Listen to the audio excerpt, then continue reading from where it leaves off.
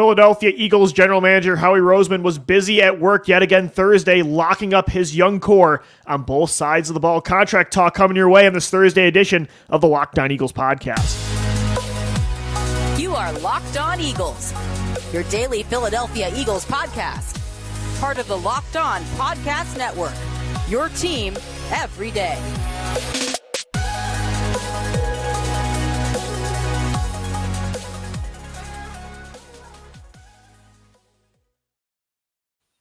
Going on, Eagles fans? I'm Louis DiBiase, co-host of the Locked On Eagles podcast. You can find my work also over at Bleacher Report. Same with Gino Camilleri, my co-host and our scouting director on today's edition of the Locked On Eagles podcast. The Eagles extended not only Jordan Mailata today to a new 3-year deal, but they also brought back slot cornerback Avonte Maddox. Takeaways from those two signings. Plus, heading into the 2024 NFL draft, are there starting positions open for a rookie on this team next year? We thank you so much for making Locked On Eagles your first listen each and every day. Today's episode is brought to you by Game Time. Download the Game Time app, create an account, use our code LOCKEDONNFL for $20 off your first purchase. So the big news of the day, of course, we started with the Maddox deal, Gino, but the big one to drop was Jordan Mailata getting a huge 3-year contract extension from the Eagles, $66 million upwards, $48 million guaranteed. He's getting about $22 million annually, which puts him only behind Laramie Tunsil, Trent Williams, and Andrew Thomas. He's the fourth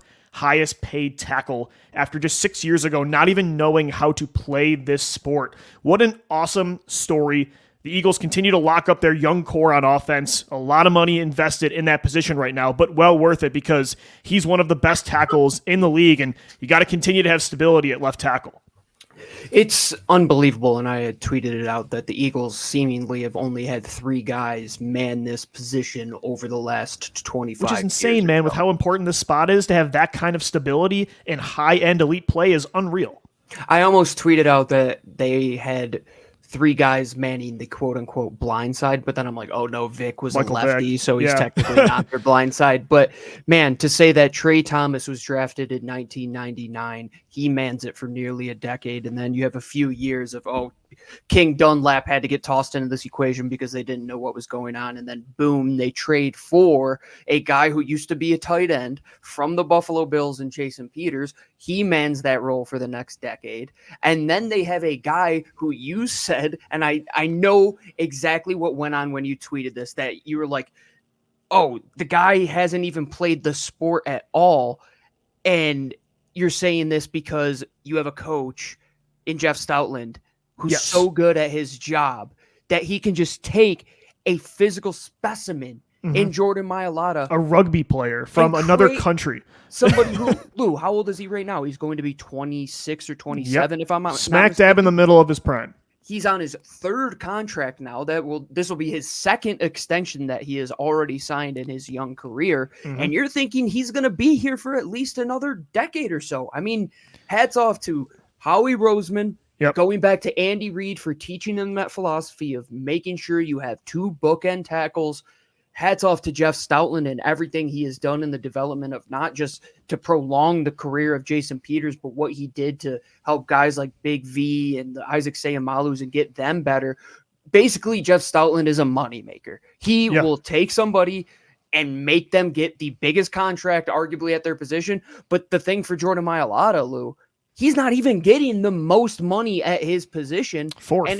And it's a 3-year deal, which seems to be the new trend in the National Football League. It's going to be 3-year deal after 3-year deal for these young players. And again, Gino, it's so hard enough to have stability at the offensive line position, especially left tackle. Like, that's the spot NFL teams say, outside of quarterback, what do we got to get right?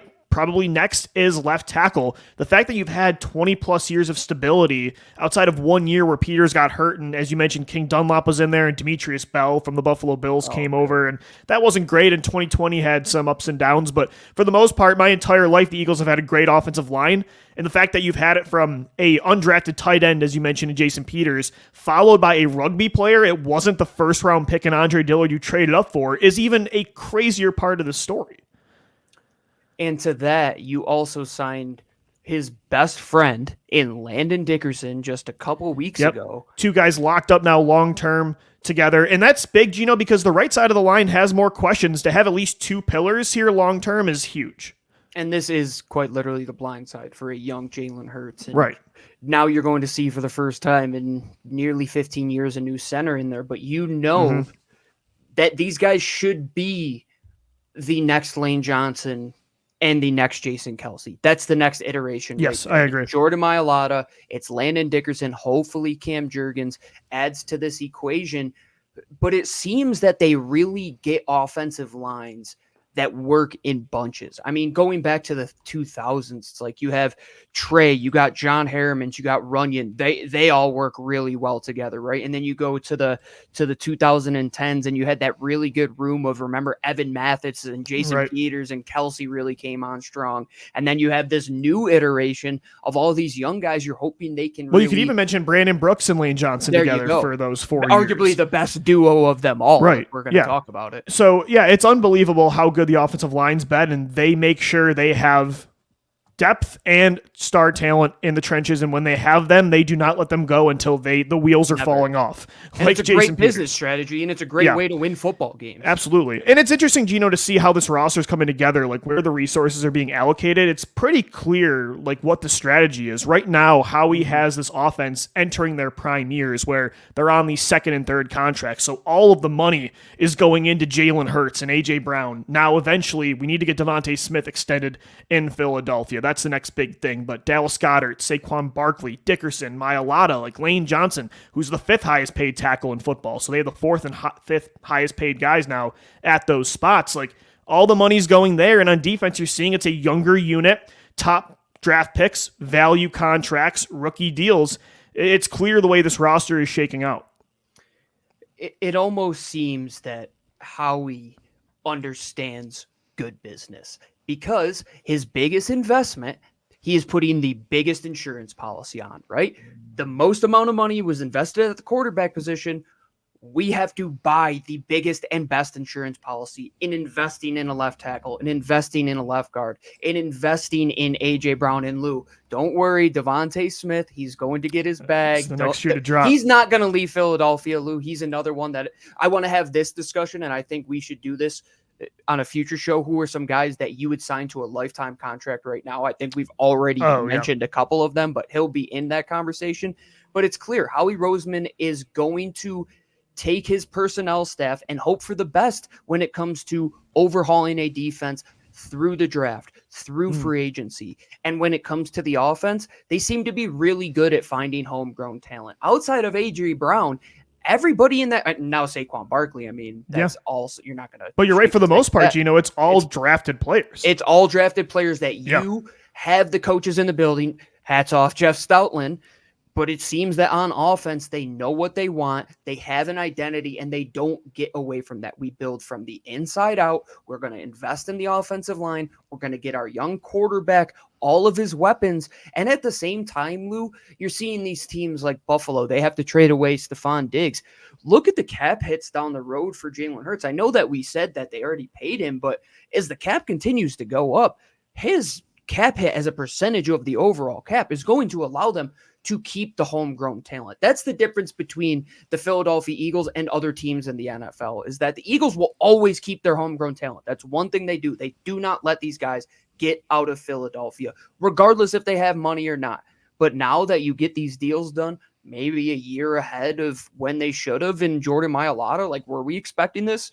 In my opinion, no. They want to get ahead of it because it's going to get more expensive every year, and it's the same logic to why keep going up and up and up, and that's all it's ever going to do. Exactly. And now you look at, again, this year, it's interesting because Howie Roseman, I think, has learned from his mistakes, and sometimes I think he goes a little too far. And, this was kind of in the Hassan Reddick debate about paying 30-year-olds. But this year, it's the first time maybe like ever, Gino, where he just was going all in on paying players in their prime. Yeah, paying kids.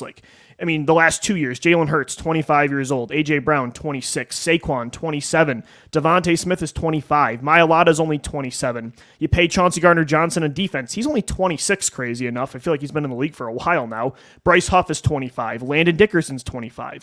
They have a long-term core locked up, and he is very hell-bent on when he's spending money, it's on players that are going to be here for a while.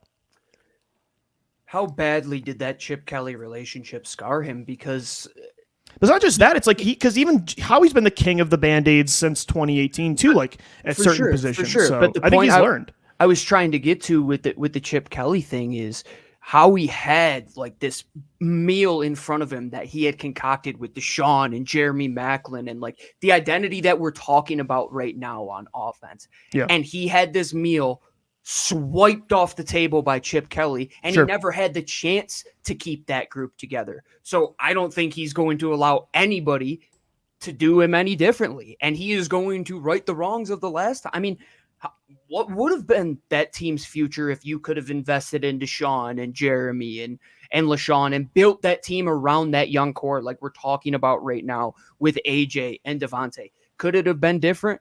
Let's hope that this team is that team, Lou. And it starts with the offensive line. I mean, Howie Roseman just continues to be the best at his job. I don't know what more you want, people. Like, he's really good at being a general manager. He also was busy on defense today. He signed Avonte Maddox back to a 1-year deal. Do we like that move? Thoughts coming up next right here on the Locked On Eagles podcast.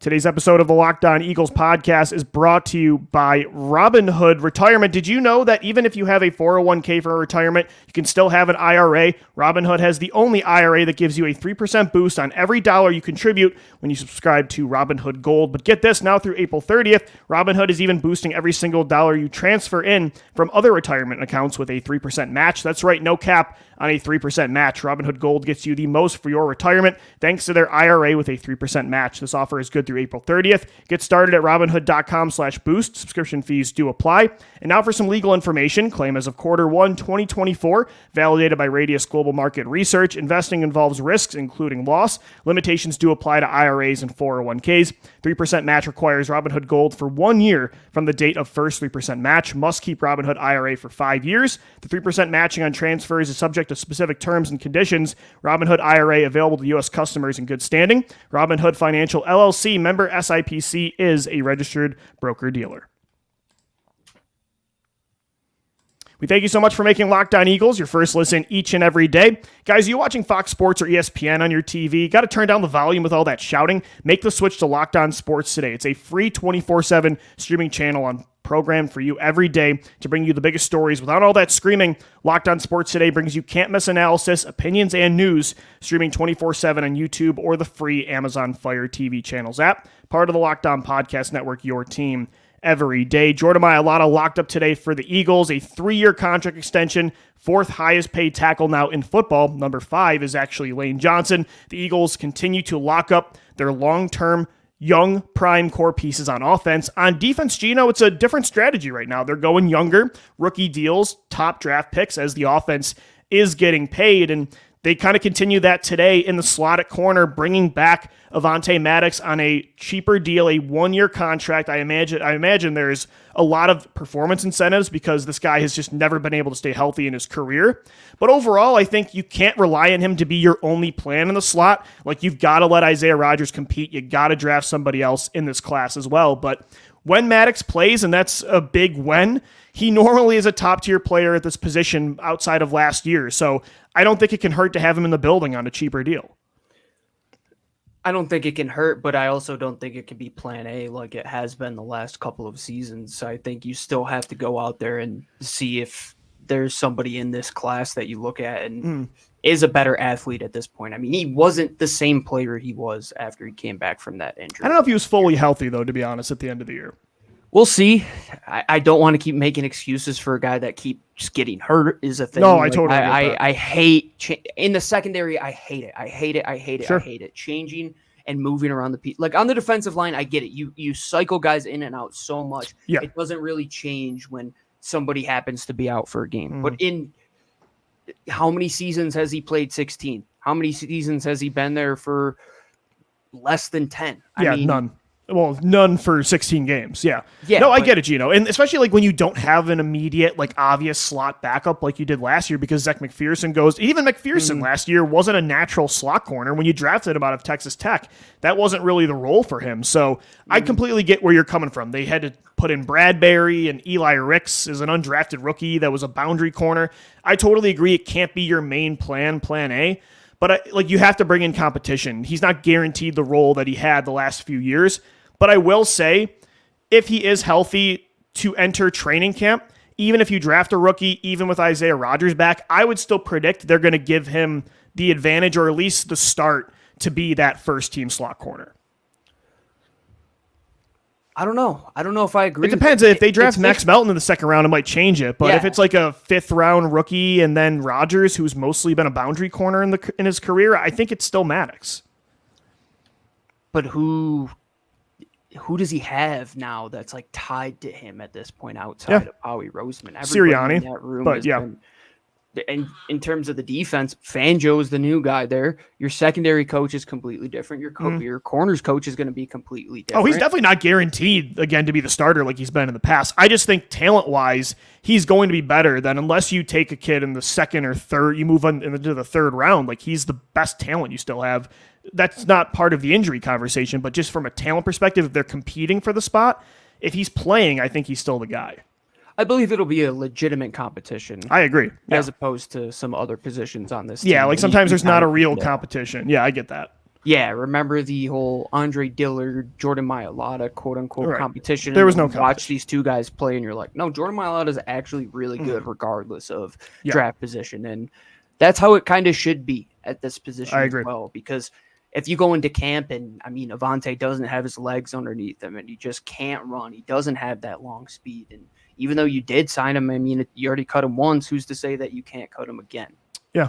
This contract probably has like no guarantees. There's got to be next to nothing. I mean, they basically paid him out, I would assume, on the last contract, everything that he would get. And sure, there's some sort of crazy offsets in there that Howie Roseman figured out to find a way to get down his old cap hit a little bit. But at the same time, like you said, if a Max Milton is there, that's not going to stop you. It's not going to hinder you and say, oh no, we have Avonte Maddox in the building. Where for safety, it's like, yeah, that's probably going to keep you. Yes, from the moves they made at out safety, they're done now. I agree. Yeah, they're not going to take one in the top 53. I don't think at so. Corner, you could make a legitimate conversation that they could pick a boundary and a slot corner and double up, unlike some of our fans that didn't like it on the mock draft the other day. It's something that they did 20 years ago, folks, and it paid off for them in a very big way. Well, and Gino, the other thing, the good news is, even if they don't go out there and maybe Maddox is still plan A and they don't draft somebody early and they like Isaiah Rodgers more on the outside like he played with the Colts. Like, I think he fits well, just his overall makeup as a corner in the slot. I think he would translate well to that position. But let's say they want him on the boundary. The good news is, unlike last year, this year you do have Chauncey Gardner-Johnson again, who can play in the slot. That was a big thing when Maddox went down in 2022. They were able to, keep that ship, center because of CGJ. Having him back will be huge, though, because last year you just didn't have that natural guy. And man, you don't want to have to rely on like another Roby or Ricks or, it's just that was a terrible situation last year. With the addition of Chauncey as well, Howie has set himself up to avoid that scenario unless a disaster does happen. Because he didn't make a plan last year. All of these guys get hurt. No, once Chauncey left and you see a lot of these guys just go down, what was option B, C, and D? Which is crazy because last year wasn't the only time Maddox got hurt. As you mentioned, Gino, he has never played a full season since 2018. I mean, him and his best friend Dallas Goedert, I don't know what they're doing in their old apartment. What they must have not been eating their Nerf Wars and eating Kraft mac and cheese. They must not have been eating well. They weren't eating their milk, man. And I want to see them get younger at that position more than anything. We talked about in the first segment how good it is to get younger on the offensive line, especially now knowing that you're losing a lot of those pieces. At cornerback, you don't know what the future is going to hold. It's a lot of question marks. And if Avonte's not on the team, you get to see if Zach McPherson and Isaiah Rodgers can play in potentially a corner and not even have to factor him into the equation. Is he even part of your long-term plan, or is he just here as an insurance policy? If he comes in and plays 17 games this year or 15 to 17 and he's really good and turns back into 2022 form, sure, he's young enough, but that's such a massive what if, Gino, that's never happened. And you're right, it's kind of interesting. I'm getting a little nervous at corner that they're just going to run it back with Slay, Bradbury, and Maddox. And I think that would be, if they go into the season, Darby, Cravon LeBlanc, just signing them all again over in 2018. And that's what I felt like after 2018 when Maddox had a really good year, and so did Rasul Douglas, and also Cravon LeBlanc, and we're like, okay, maybe they're going to go younger in 2019. And then Mills got healthy, Darby got healthy, they went right back. If they do that again and Maddox and Bradbury are starters this year, if one is, you can maybe talk me into it, but if both of them head into the season as the starters, I think that's a mistake. You could basically guarantee that they're probably going to be towards the bottom of the list when it comes to pass defense yet again, regardless of Vic Fangio is they're going to. Which is crazy for as good as those two were 2 years ago, man. It's changes quick in the NFL. If it's going to be the same three that we're playing, like that's what it is right now. Like if that's the conversation we're having, that it's Darius Slay, James Bradbury, and Avonte Maddox, I want absolutely zero part of it. I know. I'm with you. Again, I like Maddox, the talent still. I don't think he's completely shot, but this can't be your only plan in the slot at corner. And him and Bradbury together, just to assume they're going to bounce back to 2022, I get giving them a chance and having them on the roster, but you still, to me, got to go draft somebody early, whether it's on the boundary or in the slot, or as you mentioned, do both as we did on Mock Draft Monday. Coming up next, I want to get into what we're kind of talking about right now. For a rookie that's drafted this year in the first or second round, how many starting spots are open for the Eagles? We'll get into that coming up next right here on the Locked On Eagles podcast. As we roll on, this episode of LOEs brought to you by our friends over at Game Time. Folks, I'll get a little vulnerable here. I had one of the worst ticket buying experiences ever. Back in the day, trying to get concert tickets on Craigslist, guess what? I get scammed. Sent the guy the money, I don't get the tickets. Ever since then, I said to myself, I will never do that again. And there's only been one ticket site that I've gone to, and it has been Game Time. And there's a reason why. Not only are they reliable, but they show you the exact view. You don't even have to click into the seat. They're going to show it from the menu right there. You get a panoramic view. You could save up to 60% off buying last minute for tickets for sports, comedy, theater. My wife loves to go see musicals. They have that as well. They got deals up until and after the game starts, up until an hour after the game starts. Flash deals, zone deals, all that and more. Right now, go to the Game Time app. Download it. Use the code LOCKEDONNFL. Those of you for your first purchase will get $20 off. Terms apply. Again, create an account. Redeem the code LOCKEDONNFL. That's code LOCKEDON NFL for $20 off. Download Game Time today. Last minute tickets, lowest price guaranteed. Today's episode of Locked On Eagles is also brought to you by eBay Motors. Passion, drive, and patience, the formula for winning championships, is also what keeps your ride or die alive. eBay Motors has everything you need to maintain your vehicle and level it up to peak performance. Superchargers, roof racks, exhaust kits, LED headlights, and more. Whether you're into speed, power, or style, eBay Motors has got you covered. With over 122 million parts for your number one ride or die, you'll always find exactly what you're looking for. And with eBay Guaranteed Fit, your part is guaranteed to fit your ride every time or your money back. Because with eBay Motors, you're burning rubber, not cash. With all the parts you need at the prices you want, it's easy to make your car the MVP and bring home huge wins. Keep your ride or die alive at ebaymotors.com. Eligible items only. Exclusions do apply. eBay Guaranteed Fit, only available to U.S. customers.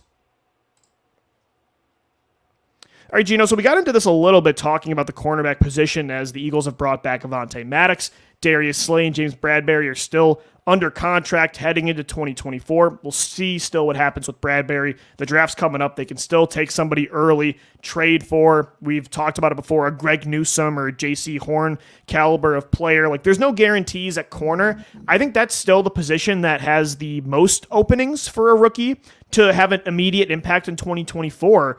But, you know, you look at the Mailata extension today, you look at how the offensive line is shaping up, and the offense entirely is pretty paid right now. There's not a lot of starting, and again, it's not like the Eagles are rebuilding, so this shouldn't be surprising, but it feels like another year where the rookie class just might not have a huge immediate impact. What the rookie class is going to have to do is come in and compete in camp and give this team a reason to keep them off of the field. Sure. If I were to say it right now, the most obvious starting position for this team would probably be at right guard. I mean, you could say that it's true. Tyler That's a good point. Steen. Yeah, actually over corner maybe? Without a doubt, in my opinion. I mean, Avonte Maddox, he's probably the incumbent when it comes down to it, as much as I. And then we'll see what happens on the boundary segment with Bradbury. Yeah, I would like to. Me and you both want to see them move on from Bradbury, but you don't know. Could Matt Hennessy legitimately challenge Tyler Steen? I mean, a former he was supposed to be a starter last year. Rated to be the starter. Yeah, exactly. He started a bunch of minutes before that. You could make the argument. At linebacker, it's probably going to be Devin White and Nakobe Dean. That might be the third position. Luke. What about number 3 receiver? Who's going to be that guy? That's honestly gotta be, maybe over even right guard because that's again, probably the number one. That probably is the number one. Right guard is the most impactful position that probably has the biggest opening with Tyler Steen competing with somebody if it's Hennessy and or a draft pick. But you're right when it comes to the position that will get the most snaps that's wide open. It is receiver 3 with Paris Campbell, Devontae Parker almost having no guarantees on 1-year contracts. And when it comes to snap counts, of course, the guard is going to play more, right? But when you look at a Kellen Moore offense and what a third receiver has been asked to do, just go back and look at the statistics. Those guys, they're starters. They give them a big role, and they don't shy away from feeding them targets, unlike the Philadelphia Eagles of the last 2 years, where it was A.J. Brown, Devontae Smith, or get the heck out of Dodge. Now they legitimately want to add a third guy, hopefully a fourth guy, to this passing offense. Is it Britton Covey who could come in right now, who already has a job before the new kickoff rules? His job only gets more secure after the new kickoff rules.